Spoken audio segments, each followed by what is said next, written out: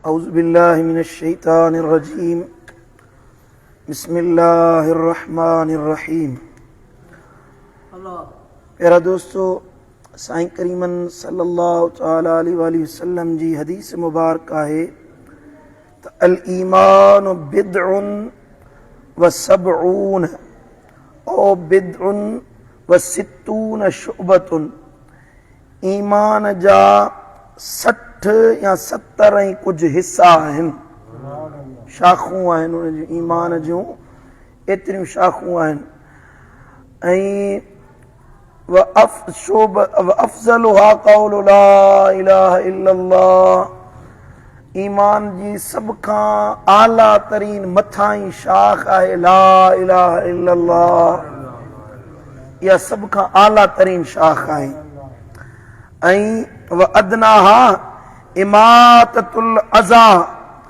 ऐं सभ खां अदना तरीन जेका शाख आहे उहा आहे त इमाततुल अज़ा अन तरीक़े।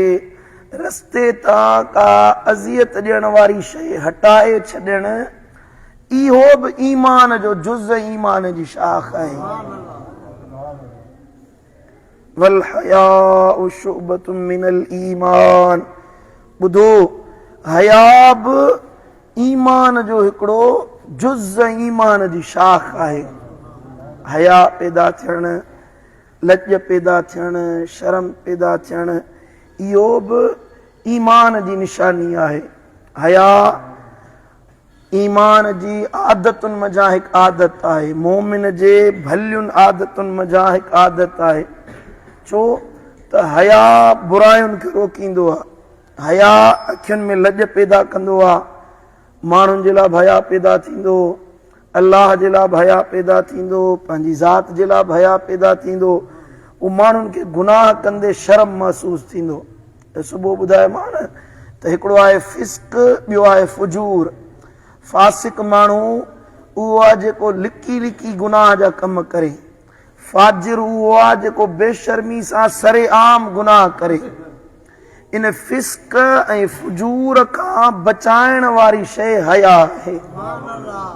जंहिंजे अंदरि हया पैदा थी वञे, इहा गुनाहनि खां बचाइण जी हिकिड़ी मज़बूत ढाल आहे। हया हूंदो न त माण्हू माण्हुनि जे साम्हूं गुनाह न कंदो, माण्हुनि जे साम्हूं ख़ताऊं न कंदो त भई यार माण्हू छा चवंदा, ऐं माण्हुनि जे साम्हूं गुनाह कंदुसि, माण्हुनि ऐबदार सम्झंदा, माण्हुनि खां हया कंदो।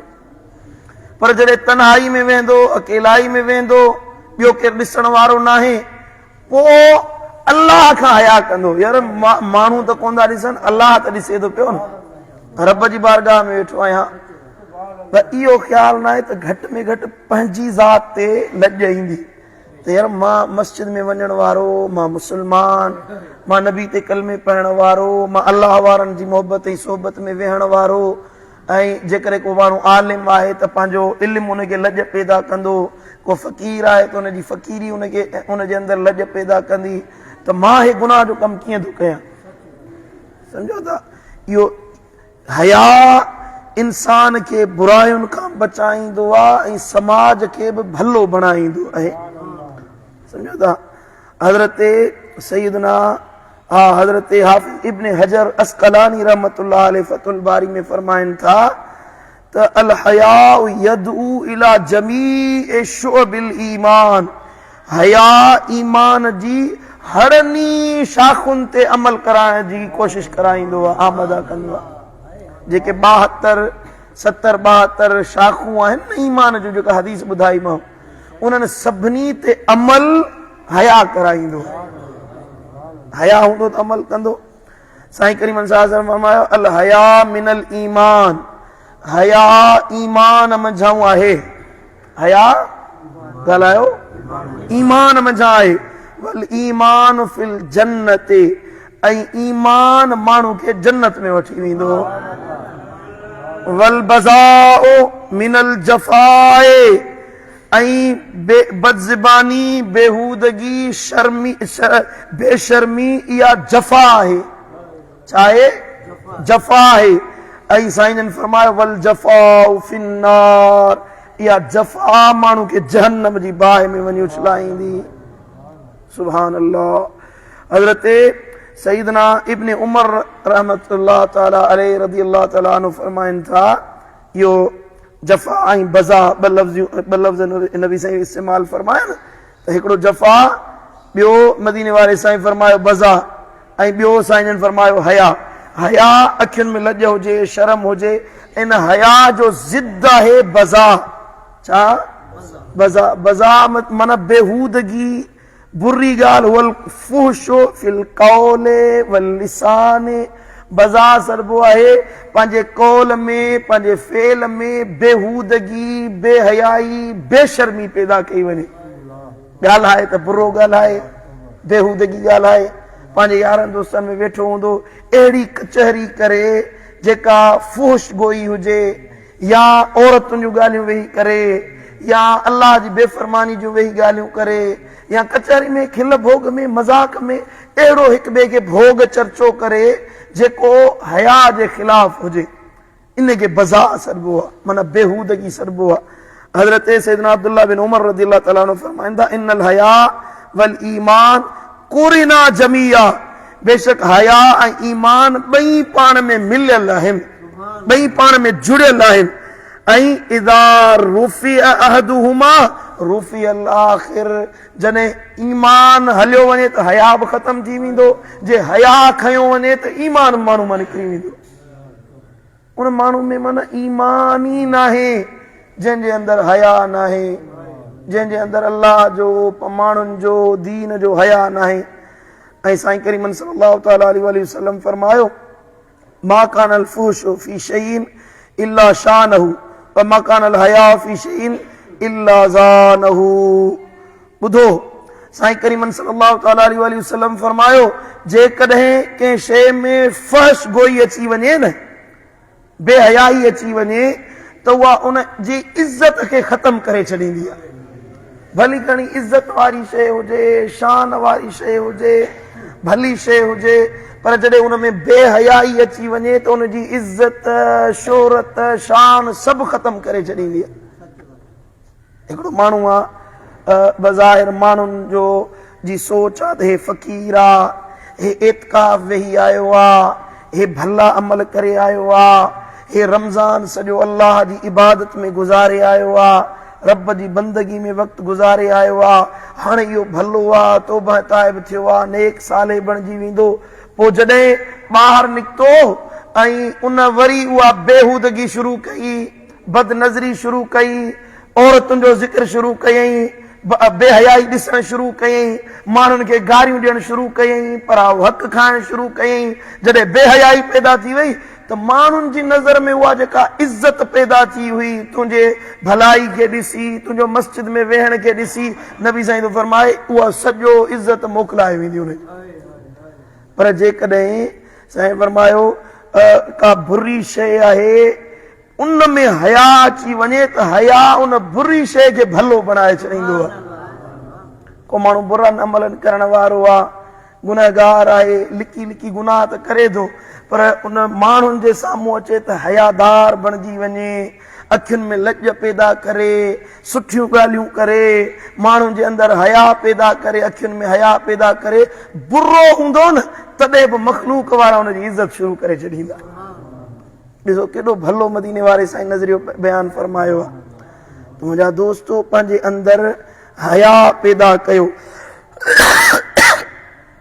इन लिकुल दीनिन खुलुका, मदीने वारे साईं फरमायो, हर दीन जो को न को ख़ासि अख़लाक आहे।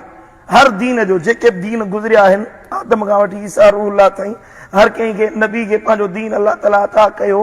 हर दीन में का न का सुठी ॻाल्हि, को न को सुठो अख़लाक आहे। व खुलुकुल इस्लाम अल हया, ऐं असांजे दीन इस्लाम जो सभ खां भलो ख़ुल्क, सभ खां भली आदत आहे हया। ॻाल्हि सम्झ में आई हले कोन आई? हज़रत सईदना जुनैद बगदादी रहमतुल्लाह अलैह खां पुछा कयो वियो त साईं हया छा आहे, हया छा खे सॾींदा आहिनि? हज़रत सईदना सईद ताइफ जुनैद बगदादी फरमायो, अल हया रुयतुल आलाए व रुयतुत तकसीर अल्लाह ताला जी एहसाननि ऐं नेमतुनि खे माण्हू ॾिसे। अल्लाह उन ते नेमतूं कयूं, ॾिसण जे लाइ अखियूं ॾिनई, ॻाल्हाइण जे लाइ वात ॾिनई, ॿुधण जे लाइ कन ॾिनई ऐं सही लिंगे बणाई। अल्लाह नेमतूं कयूं, पोइ अल्लाह जी नेमतुनि खे ॾिसे ऐं रुयत तक़सीर ऐं पंहिंजी कोताहियुनि खे ॾिसे, पंहिंजी बेफ़रमानियुनि खे ॾिसे। अल्लाह हेॾा एहसान कया आहिनि ऐं मां वरी कहिड़नि धंधनि में लॻो पियो आहियां, मां वरी कहिड़नि किरदार में मुब्तला आहियां, मां वरी अल्लाह जूं कीअं थो बेफ़रमानियूं कयां। सैयदना जुनैद बगदादी फरमाए फयतवल्लदु बैनहुमा हालतुन तुसम्मल हया। इन ॿिन्ही हालतुनि जे विच में जेका आदत ॿाहिरि निकिरे, जेका शइ पैदा थिए, जेको ख़्याल पैदा थिए, इनखे हया सॾिबो आहे। पंहिंजे गुनाहनि जी ऐं कमियुनि कोताहियुनि खे ॾिसे, अल्लाह जे इनाम खे ॾिसे, महिरबानियुनि खे ॾिसे, पोइ अखियुनि में लॼ पैदा थिए, इहो आहे हया। हज़रत सैयदना ज़िन्नून मिस्री रहमतुल्लाह अलैहि फरमाइनि था त अल हया वजूदुल हैबते फिल क़ल्बे मा वहशति मा सबक मिनक इला रब्बिक। हया इहो आहे त दिल में अल्लाह जी हैबत, अल्लाह जी इज़त, अल्लाह जी अज़मत पैदा थिए ऐं माज़ी में जेको कुझु थियो, ज़िंदगी में जेको कुझु गुज़रियो, गुनाह थिया, ख़ताऊं थियूं, बेफ़रमानियूं थियूं, उन जे हथां जेके ख़ताऊं थियूं, उन्हनि ते अल्लाह जे हुज़ूर में शर्मिंदगी पैदा कजे। ज़िंदगी गुज़री वई, हर कंहिंखे पंहिंजा अमल यादि आहिनि, मुंहिंजी ज़िंदगी ॾाढ़ी अची थी आहे, अचे मां कहिड़ा प्रकार कया आहिनि, मूं अल्लाह जो कहिड़ी फर्मा बरदारी कई, कहिड़ी बेहयाई कई, पोइ उन्हनि जो ख़्यालु वञे, ओ उन्हनि गुनाहनि खे यादि करे अल्लाह जे दर ते शर्मिंदगी पैदा थिए। ज़िन्नून मिस्री थो फरमाए इनखे हया सॾिबो आहे। सम्झो था?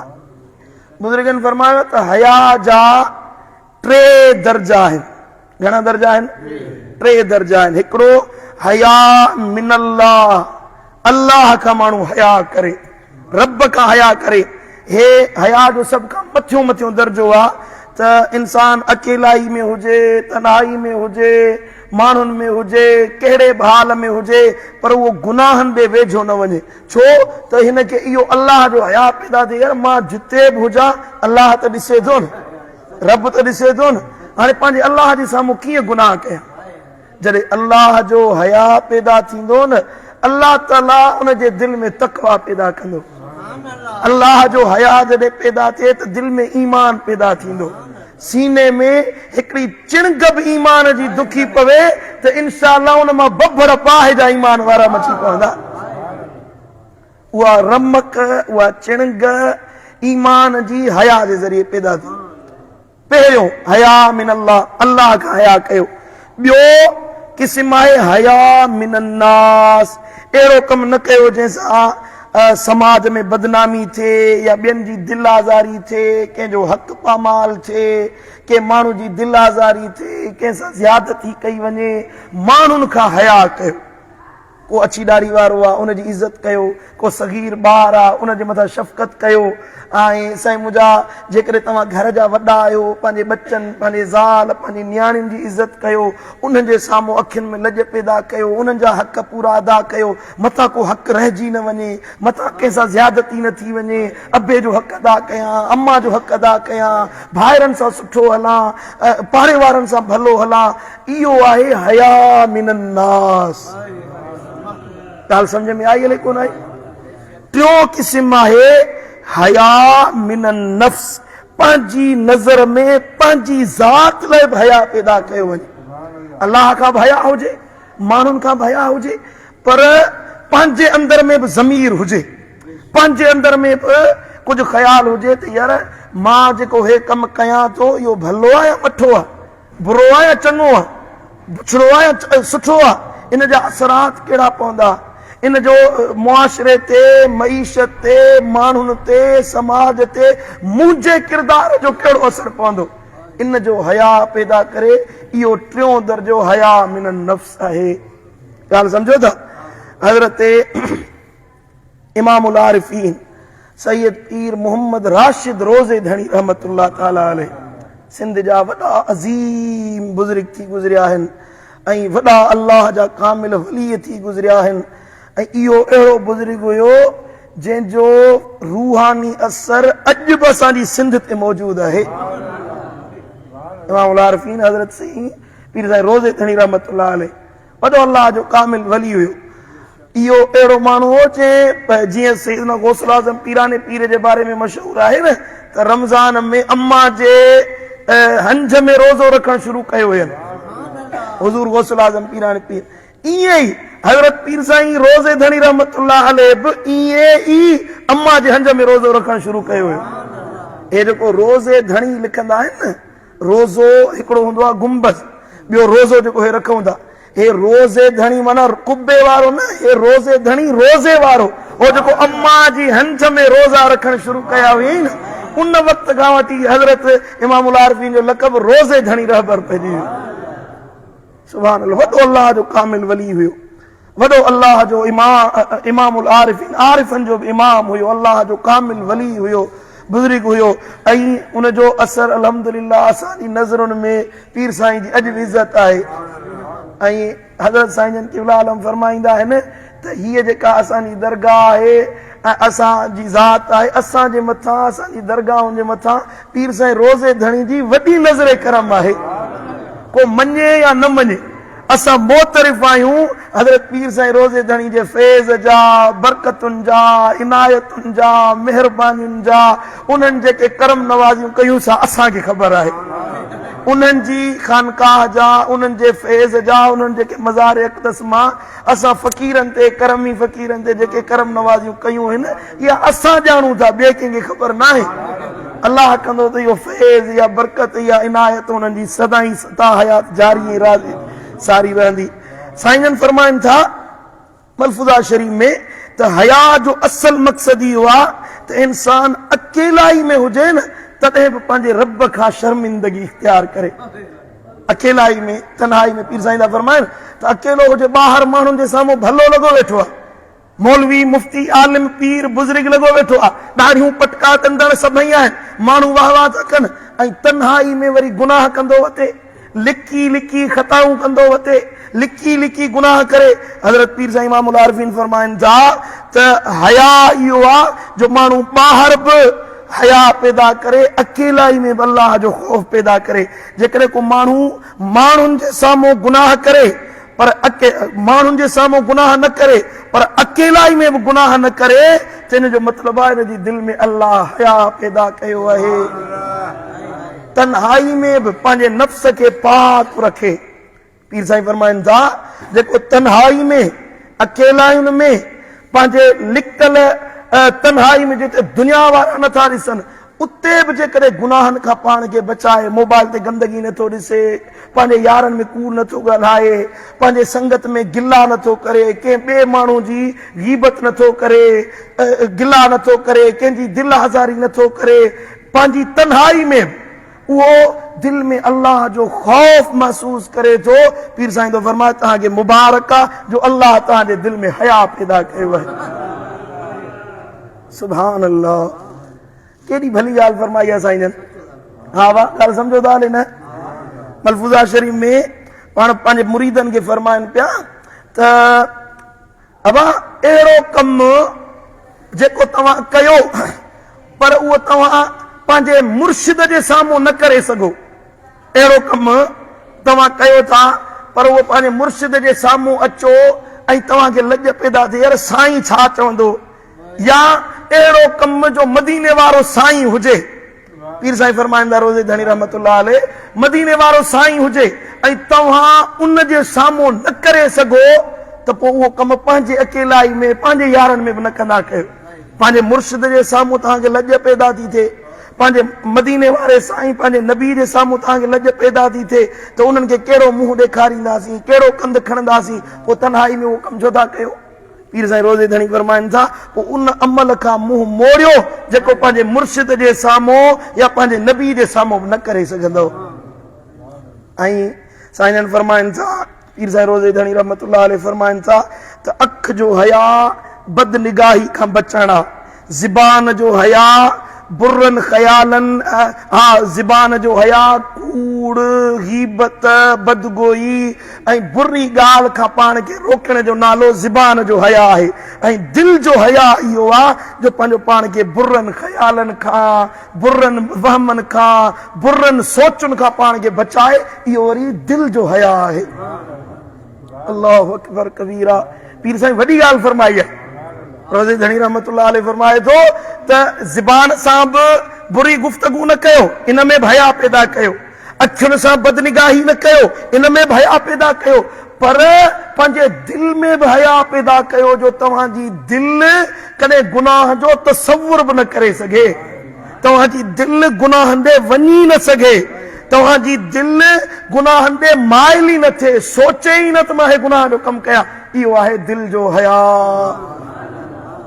जेकॾहिं पीर साईं रोज़े धणी रहमतुल्लाह अलैह फरमाइनि था जॾहिं इंसान जे अंदर में हया पैदा थींदो आहे त उहो पाण मुरादो गुनाहनि खां परे थी वेंदो आहे, पाण ई गुनाहनि खां परे थी वेंदो आहे। छो त खेसि इहो अहसास हूंदो आहे त मुंहिंजो रब मूंखे ॾिसी रहियो आहे। अल्लाहु अकबर कबीरा। अल्लाह अल्लाह वारनि जी तालीमात ते अमल जी तौफ़ीक़ अता फरमाए। बुज़ुर्गनि सां निस्बत रखण वारा सॾायूं त था, अल्लाह वारनि सां निस्बत रखण वारा चवायूं त था, पर ज़बान में हया नाहे, पराई गीबत कंदा था वठूं। अखियुनि में लॼ नाहे, पर अवा नंग निहारींदा था वठूं, पराई गीबत ऐं गिला कंदा था वठूं। असां बुज़ुर्गनि सां निस्बत रखण वारा सॾायूं त था, अल्लाह वारनि जी निस्बत आहे त सही, उन्हनि वारो पटको पातोसीं, उन्हनि वारी चादर पातीसीं, अल्लाह वारनि वारो लिबास त पातोसीं, पर उहा तालीम हया वारी बि त अपनायो न। उन रोज़े धणी रहमतुल्लाह अलैह जंहिंजे तालीमात लखनि खे वलीउल्लाह बनाए छॾियो आहे, उन बुज़ुर्ग जो खिरको पायो था त उन बुज़ुर्ग जी तालीमात ते अमल कयो, कंहिंजी दिलि न आज़ारियो, कंहिंजी गीबत न कयो, कंहिंजी गिला न कयो, कंहिंजे लाइ बाइस अज़ियत न बणिजो, कंहिंजे लाइ बाइस आर न बणिजो। पंहिंजे दिलि में अल्लाह जो ख़ौफ़ पैदा कयो, हया पैदा कयो त अल्लाह राज़ी रहे, अल्लाह जो हबीब शल राज़ी रहे। अल्लाह ताला असांखे अमल जी तौफ़ीक़ अता फरमाए।